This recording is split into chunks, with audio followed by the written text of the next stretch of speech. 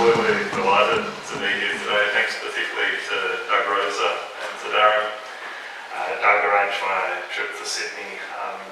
When I got an invitation, I was very pleased to accept because I think, as I mentioned to Doug, we don't talk enough about the New Guinean perspective of the war. I think it's a wonderful thing that this talk is on today and that we will be speaking about it today.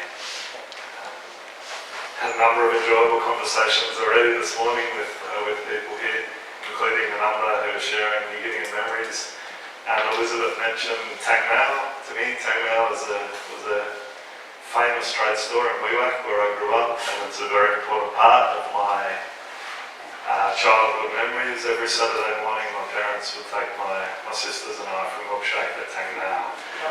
So to hear that this morning was a really nice way to start the day.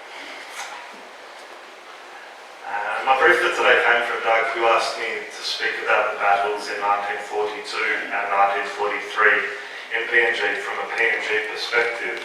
These are Doug's words, rather than the usual focus via the military eyes of Australians. That phrase, the military eyes of Australians, in writing that, Doug anticipated one of my points, and I'll return to these words. Before I begin today, New Guinea, working on New Guinea, Papua New Guinea, it's a nomenclature nightmare for historians. The way the two different territories, Papua and New Guinea, were administered throughout the 20th century and by which administrations. Rather than get into semantics today, we use New Guinea all the way through for the sake of convenience, even on occasion when I'm talking about Papua and Papuans. In 1967, Ken Inglis, that great Australian historian of Anzac and much else, moved to Port Moresby to become the Foundation Professor of History at the University of Papua New Guinea. Under his guidance, the History Department at UPNG sought to encourage its New Guinean students to tell and record their own histories. Inglis and his colleagues started by asking the students about their families' memories of the Second World War. One conversation with a young man from the Sepik in northern New Guinea stuck in Inglis's mind, and here I quote Inglis. I asked the student a corny, chalky question. What did your family say about the Japanese occupation? He said, towards the end it was terrible, as there was no food and they were eating people, but for a long time it was okay. They were the only white men who would ever sit down on the floor of the house with us. And back to Ken here. I had to prevent myself from saying, white man, what do you mean, white man? It was a very instructive moment for me to realise that Sepik people regarded all Japanese, Australians, British and Germans as varieties of white men.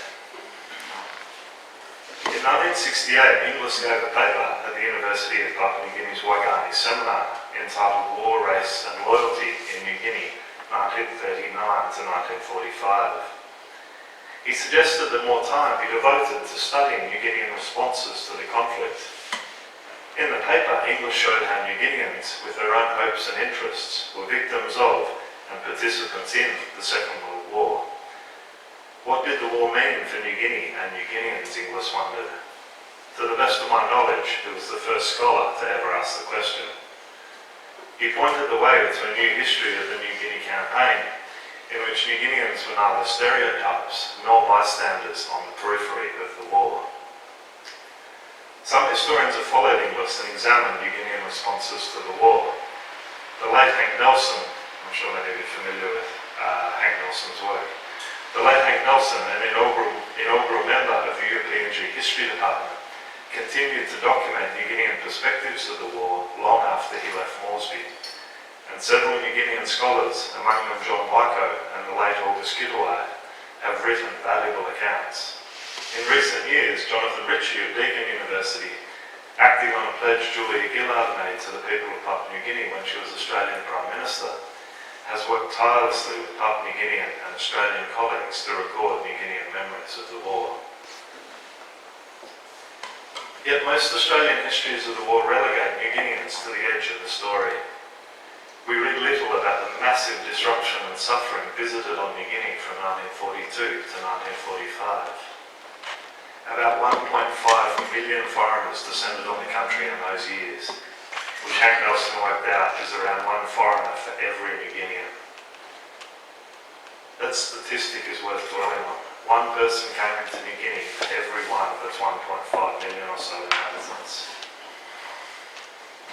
New Guineans served Australians, Americans and Japanese, sometimes willingly, sometimes not. In parts of the Seapic, Bougainville and New Britain, around 1/4 of the local population died.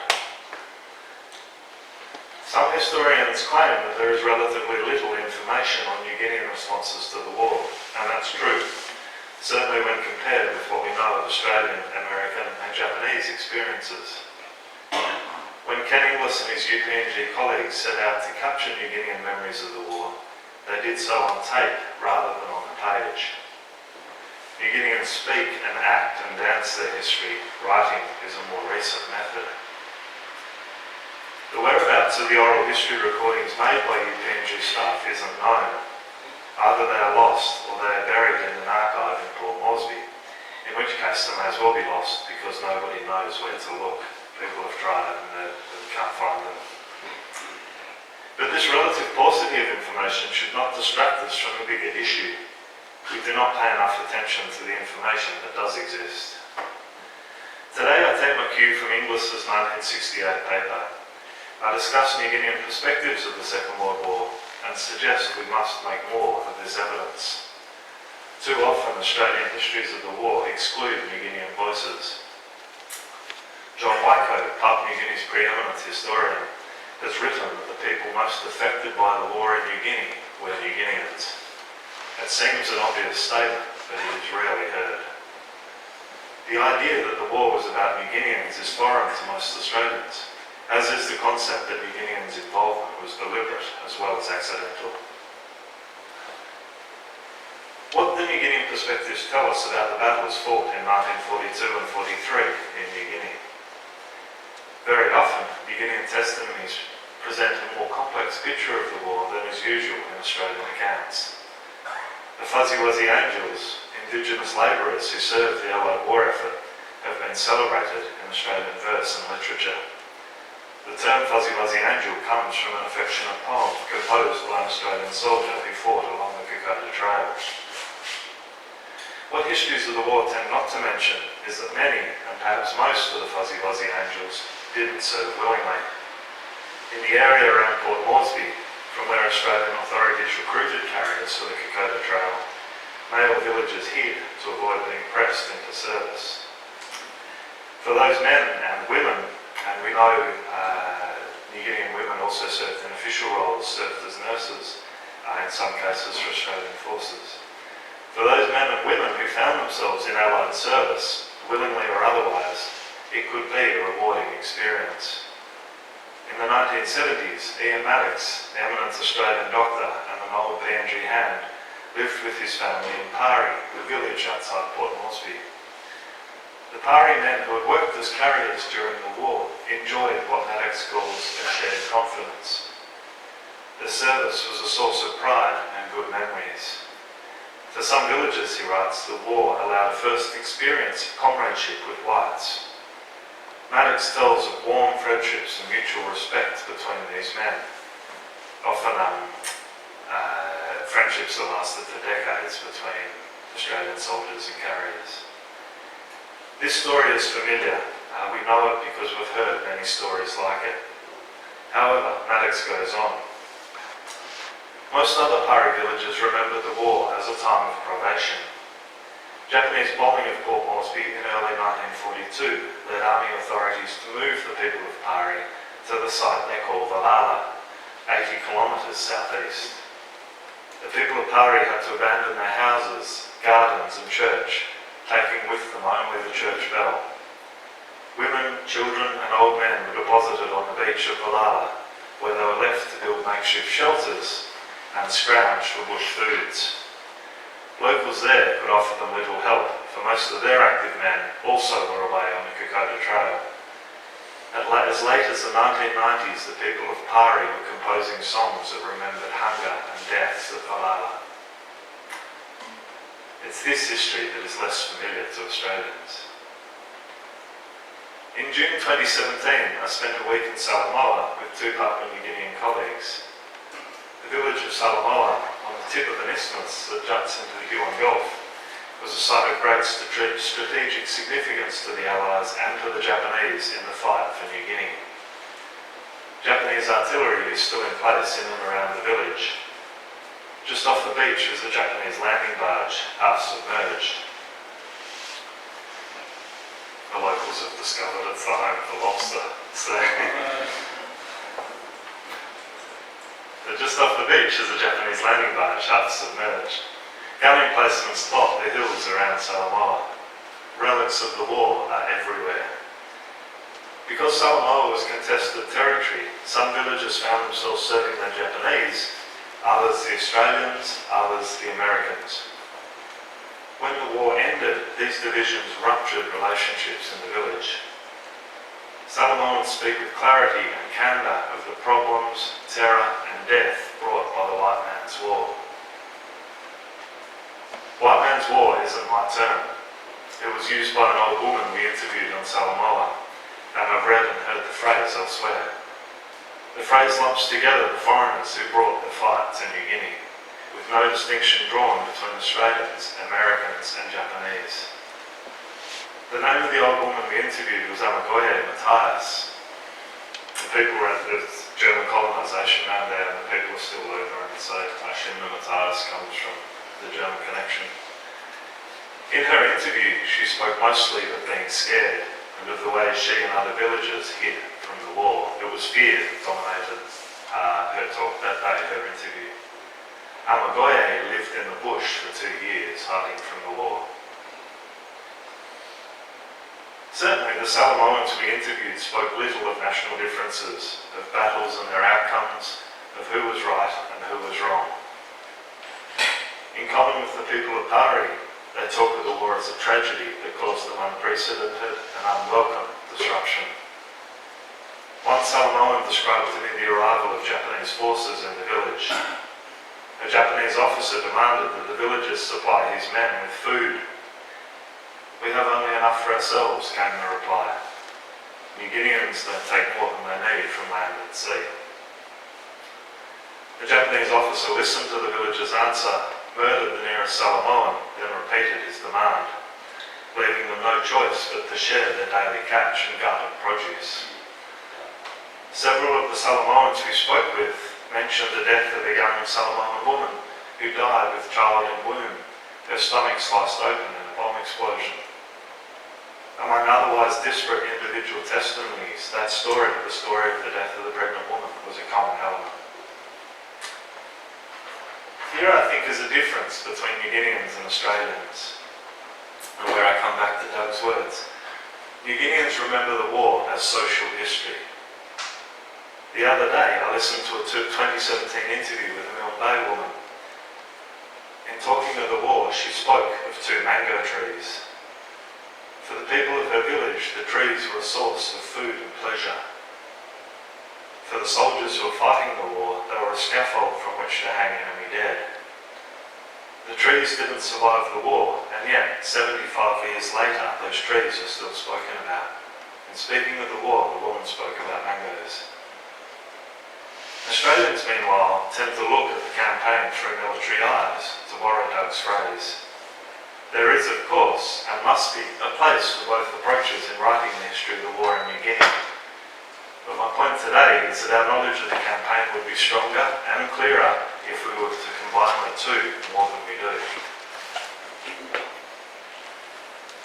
Testimony from across New Guinea shows that many New Guineans simply wanted the war and the foreigners on their lands to go away. This is a recurrent theme in New Guinean memories, and jars with the common perception, that New Guineans fought side by side with Allied forces to restore Australian rule in New Guinea. For Guinean, a Bougainvillean man who lived through the war, the conflict was just another foreign invasion. I quote, "We saw no sense in many different kinds of white people. The Germans were white, yet different to the people from Sydney. People referred to white foreigners as people from Sydney. Rumour had spread that the Japanese were actually the spirits of the dead Germans of World War I, returning in disguise in another attempt to invade the people's land. They were thought of as a very hostile tribe from over the waters from some distant place somewhere. Other New Guineans were inclined, especially in northern New Guinea, to a more positive view of the Japanese, thinking that they had come to liberate them from Australian colonial rule. The war gave Mboge of Northern Province, which is now known as Oration Province, the opportunity to express his beliefs about the presence of outsiders in New Guinea. He did this by going on a murderous rampage. He murdered foreigners. Mboge's story of nascent nationalism generally is ignored in histories of the war in New Guinea. Mboge was summarily hanged by Australian authorities in 1943, but the distinction between the murders he committed and the killing being practiced all around by Australians, Americans and Japanese was lost on some New Guineans. While Mboge's reaction was extreme, his thinking wasn't. As Inglis noted in his 1968 paper, some New Guineans believed the war was God's way of punishing foreigners for dishonest acts in New Guinea. In his paper, Inglis was alert to the possibility that New Guinean testimony might recast what we know of the war. He wondered what New Guinean men who had served as carriers, and I quote, might say about their relationships with the soldiers, including Japanese. Is there a Japanese equivalent of the phrase fuzzy wuzzy angels? It's a question to ponder. Nearly 2 in 3 of the approximately 300,000 Japanese who served in New Guinea were killed, making Papua New Guinea, in percentage terms, Japan's most lethal Second World War battleground. The campaign remains hugely significant in Japan, and many Japanese veterans have written memoirs of the war in New Guinea. And for them, as for Australians, Papua New Guinea is a place of pilgrimage. It has been for a long time.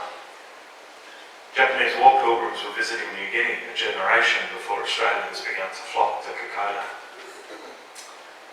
I grew up in PNG, and from the late 1960s, my parents lived on Borum Point in Wewak, on the north coast of New Guinea.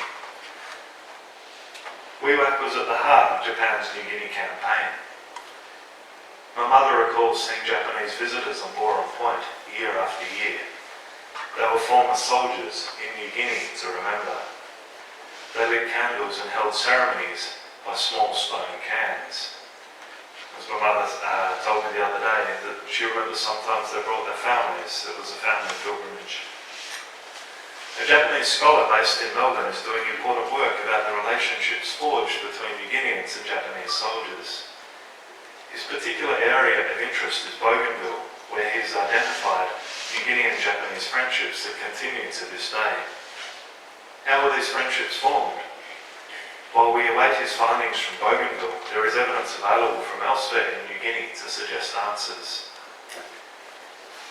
In some villages, especially in the north, where the Imperial Japanese Army had its community base, and Japanese occupation wasn't threatened by Allied gains until late in the war, there was higher regard for Japanese rule than there had been for pre-war Australian authority. The Arakash people of the Torricelli Mountains were pleased to receive Japanese advice on improving the productivity of their gardens and reducing inter-village conflict. The inhabitants, as a famous example, the inhabitants of one Sepik village cried when they learned the Japanese were losing the war and had to withdraw. That village is something of an isolated example because it's known that the officer who set up the school there was a kind, caring Japanese officer, and his actions, it's no point saying that those actions are usual because they weren't. I raise that point and make that point to show the diversity of New Guinean reactions to the war, that there were differences. Michael Samaria, the first Prime Minister of independent Papua New Guinea, began his formal education at a Japanese school established in the Sepik during the war. Michael Samaria learned to count in Japanese before he could count in English. And here I repeat the point. I want to make clear as I speak today, I'm not for a second trying to say that all was well with the Japanese. That would be, as a historian, entirely to ignore evidence and an absurd claim. Rather, my focus, what I'm trying to do today, is to show what's new about New Guinean testimony, what we don't know. And as I present it, it may seem that I'm favouring the Japanese perspective. I'm not favouring either perspective. I hope to present different evidence. These examples emphasise the complexity and diversity of New Guinean reactions to the war. New Guinean support for Allied forces, including the Australians, was not universal. Among those New Guineans who fought and laboured loyally were men without enthusiasm for the army they served or its cause. Dutiful service is not the same thing as affection. We know that many, and perhaps most Australians who fought the war, treated New Guineans with courtesy and respect, and that warm and meaningful friendships were formed. We know also that some Australian soldiers didn't extend courtesy and respect to the New Guinean men they worked and fought with. Exactly the same could be said of American soldiers and Japanese. At this point, I have a break, and I'd like to show you a few slides. This picture, I'm sure, is familiar to most of you. It's, I think, without question, the most famous photo the most famous photo I guess what you would call a fuzzy wuzzy angel photo. It was taken by the great New Zealand photographer George Silk, who served, his job was with the Australian government, but New Zealand born, and went on to become the most distinguished photojournalist with Life, the American magazine. The man on the left is George Whittington, an Australian soldier who recovered from his wounds but died of disease a few weeks after the photo was taken. The man on the right is Raphael Mbari. The reason I put this photo up is Raphael Mbari's name was never known for 30 or 40 years. And it's true of a lot of these sorts of photos. We know the Australian story, we don't always know the New Guinean story. His name was discovered when George Whittington's widow, in the 70s, had been a widow for 30 years, wanted to know who the New Guinean man was that had helped her husband. And she found out his name. And from the 1970s onwards, Raphael Mbari lived quite a long life. And, off the top of my head, I think he died after 2000. He became an outspoken advocate for recognising, paying greater attention to Papua New Guinean contributions to the war. That photo, another interesting thing, that photo was taken on Christmas Day, 1942, somewhere near Buna.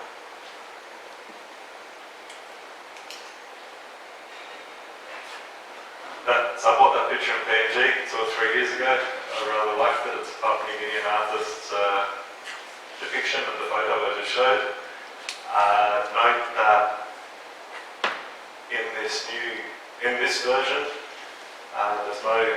there's no aircraft in that version.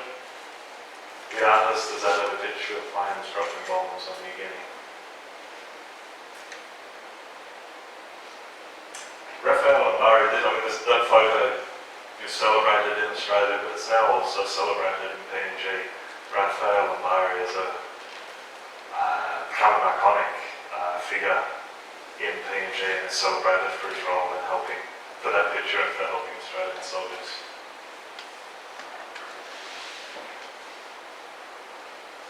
I chose that one. That's an Australian War Memorial photograph, a classic.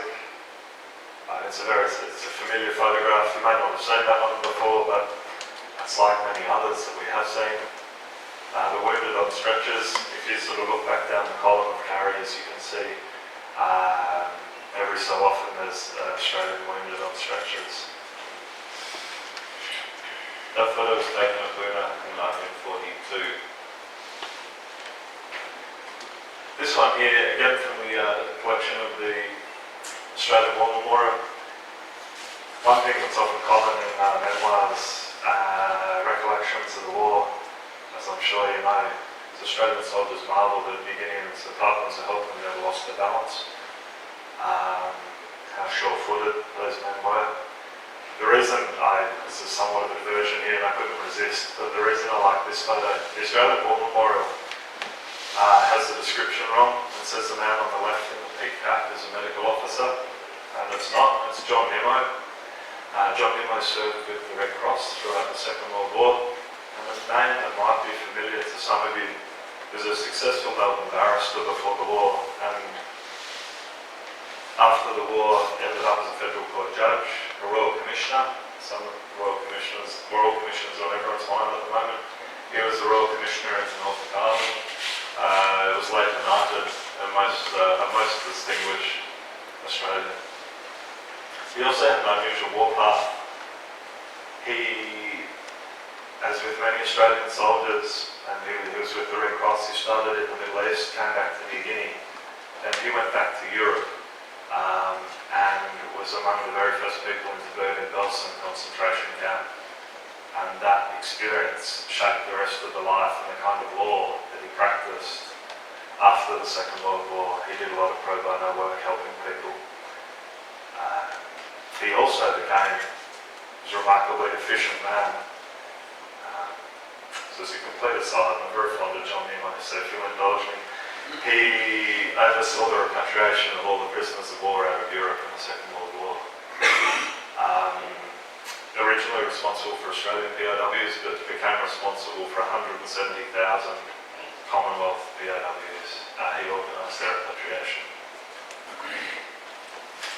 This photo was taken in Bougainville in 1944. The reason I chose this one to include is that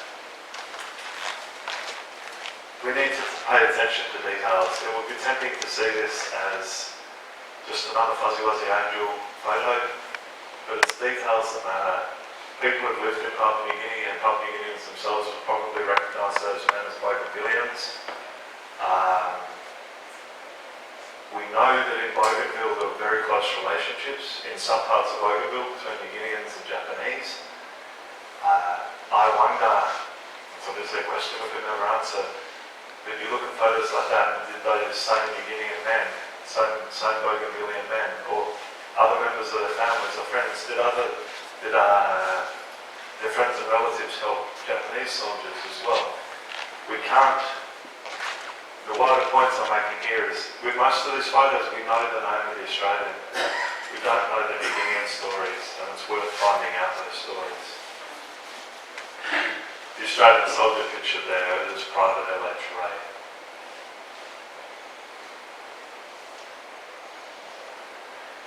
This is my last photo, and this one I'm sure you've all seen before, is one of the most famous photos of the Second World War. The man there, the man about to be executed was Leonard Sifley. It was discovered, when John Howard was Prime Minister, it was discovered he was a distant relative of John Howard. He was an Australian commando who, with a group of Ambonese men, had come across what is now the Indonesian New Guinean border. This photo was taken near Aitipi, which is on the northern coast of New Guinea, near the modern-day Indonesian border. He and his Japanese colleagues on the commando raid were captured by New Guinean men. So the reason he was in custody and the reason he was beheaded was he was handed over to Japanese forces by New Guineans in the area. We only know of this photo. For a long time there was a lot of conjecture about who the identity of the man in the photo. It was established after some years. This photo was taken by a Japanese soldier who was present at the execution. Taken by a group of Japanese men behind. It was taken by a Japanese soldier. He developed the photo somehow, and that soldier was killed a year or two later. And an American soldier found the photo of the dead Japanese soldier's body, and the photo was then published in Life in the American magazine Life in 1945, and became one of the iconic images of the war. Two things we don't see in that photo: both of Sifley's Ambonese colleagues were also executed that day. The other thing we don't see in that photo is we know that there are a large number of New Guineans present at that execution. Fairly sure we see only Japanese men in the background there. similar sorts of incidents. We have a photo of this incident, as far as I know. Someone might be able to correct me, I suspect it's the only photo of such an execution that exists from the Second World War. It's safe to say there were plenty more. We know that there were more executions. It's these sorts of incidents, among other things, that New Guinean testimony can tell us about. A large number of New Guineans witnessed that execution.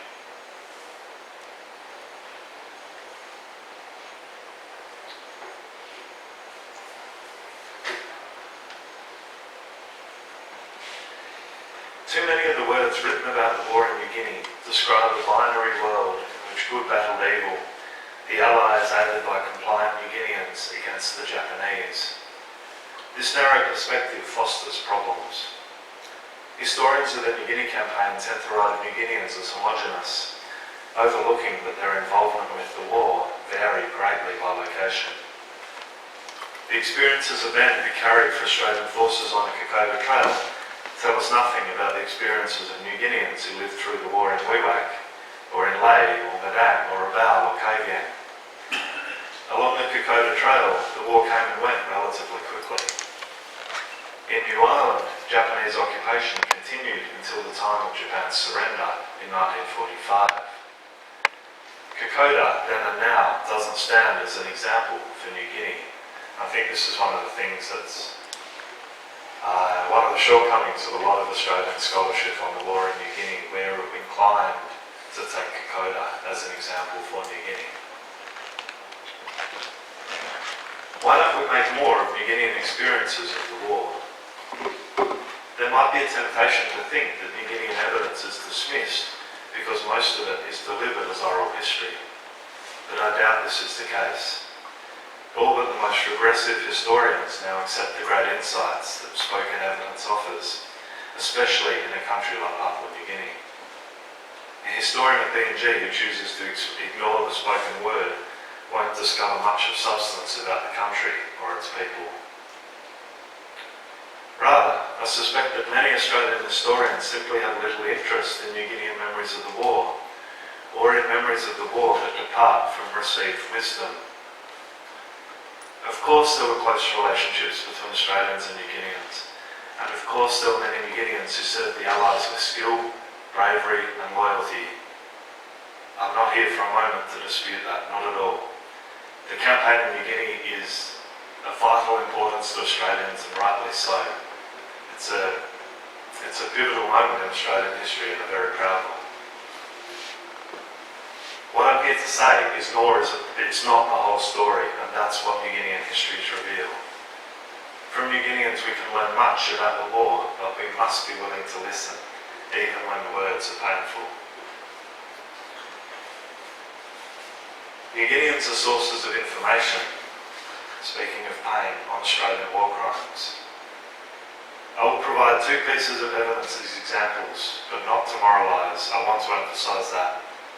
We know that all combatants in the New Guinea campaign committed war crimes, and the Japanese soldiers were responsible for most of these barbaric acts. That's not in dispute. Moreover, my statement that I make here isn't a bold one, because we have evidence from the men themselves. Australian soldiers who served in New Guinea have written memoirs in which they describe, with remarkable clarity and candour, their involvement in acts of atrocity. This is not evidence that's been hidden. So I cite the following examples not to shock, but to illustrate the revealing and confronting nature of some New Guinean testimony. The first example comes from the town of Madang on the Bismarck Sea. For the last 75 years, its people have told of an Australian war crime. Japanese soldiers were herded onto a barge that was taken offshore and deliberately destroyed, men and all. As far as I'm aware, this incident is mentioned in no written records, though it's common knowledge among older people in Madang. You ask anyone of a certain age in Madang and they can tell you that story. The second example comes from the Huon Peninsula, and it's a graphic and disturbing example. On Kundamero Beach in late 1943, villagers from Wandakai witnessed a group of Australian soldiers blindfold and then behead their Japanese captives. The bodies were doused in kerosene and set alight, ensuring no physical trace of the atrocity. W.P.B. Salata, a New Guinean historian, told of that incident in a 1988 publication. Australians are most certainly not the only subjects of such testimony. Other New Guinean accounts describe many Japanese war crimes, American war crimes, and even atrocities committed by New Guineans themselves. New Guinean testimony spares no one. Can English recognise that New Guinean history matters, not only because of what it tells us about Australians and other foreigners, but even more importantly, about New Guineans? Following English, we must consider New Guinean testimony on its merits, which means putting aside what we know of the war, or think we know of it, or want to know of it, and looking afresh. The potential rewards are rich. New Guinean testimony gathered by historians in recent years has added greatly to our store of knowledge, often in unexpected, uplifting ways. You might think today I've focused on negative stories, and perhaps I have to illustrate a point, but I say here that stories of hope and courage and resilience are just as much a part of New Guinean testimony as they are of Australian histories. There's a lot that's wonderful to be discovered in those testimonies as well. However, much more needs to be done. Efforts to collect New Guinean testimony have stalled for lack of funding, and soon time will run out. New Guineans die younger than Australians, and few of those who lived through the war remain alive. Their children and grandchildren tell stories of when the war came to New Guinea, but will the generations to come? When I was in Samaria, some of the older men told me, with great lament, that the younger villagers don't know much about the history of their community, including of their war history. An associated challenge is to ensure that New Guinean testimony reaches Australians. The wonderful project led by John Ritchie has deposited its findings with the PNG National Museum and Art Gallery, and the interviews can also be heard online through the project website. How many Australians will read and watch and listen to the results? I suspect not many. It becomes all the more important that historians should use this evidence in writing about the war in New Guinea. I'm not sure if I meant to say this or not, but John Ritchie told me the other day that when Julia Gillard was in PNG some years ago and promised funding to collect the testimonies, which is what led to John's project.